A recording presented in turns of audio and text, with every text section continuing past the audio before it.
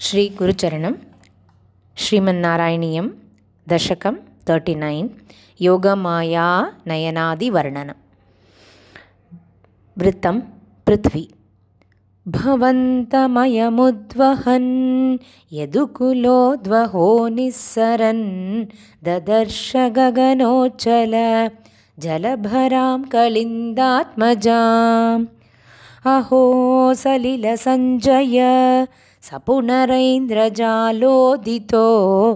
జలౌఘ ఇవ తక్షణాత్ ప్రపదమేయతామాయయౌ ప్రసుప్తపశుపాలికాం నిబృధమారుతద్బాలికాం అపావృతకవాటికాం పశుపవాటికామావిశన్ భవంతమయమర్పయన్ ప్రసవతల్పకే తత్పదాత్ వహన్ కపటకన్యకాం స్వపురమాగతో వేగతః తతస్త్వదనుజారవాక్షపితనిద్రవేగద్రవత్ భటోత్కరనివేదిత ప్రసవవార్తయైవార్తిమాన్ విముక్తచికురోత్కరస్త్వరితమాపతన్ భోజరాట్ అతుష్ట ఇవ దృష్టవాన్ భగినికాకరే కన్యకాం ధ్రువం కపటశాలినో మధుహరస్య మాయా భవేత్ అసావితి కిశోరికాం భగినికాకరాలింగితాం ద్విపో నళినకాంతరాత్ ఇవ మృణాలికామాక్షిపన్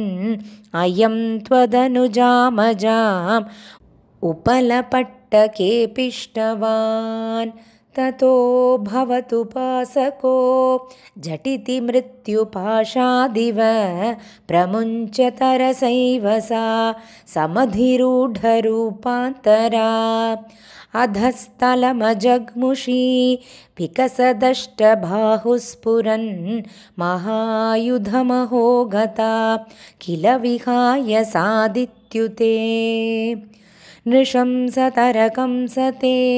किमु मया विनिष्पिष्टया बभूव भवदन्तकः क्वचन चिन्त्यतां ते हितम् इति त्वदनुजा विभो कलमुदीर्य तं जग्मुषी मरुद्गणपणायिता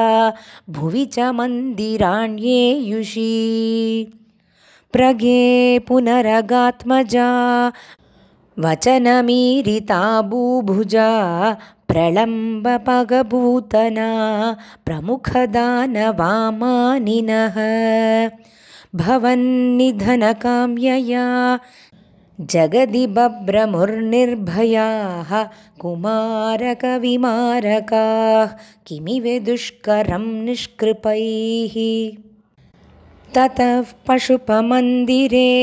त्वयि मुकुन्दनन्दप्रिया प्रसूतिशयनेशये रुदति किञ्चिदञ्चत्पदे विबुध्यवनिता जनैः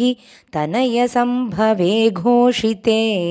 मुदा किमु वदाम्यहो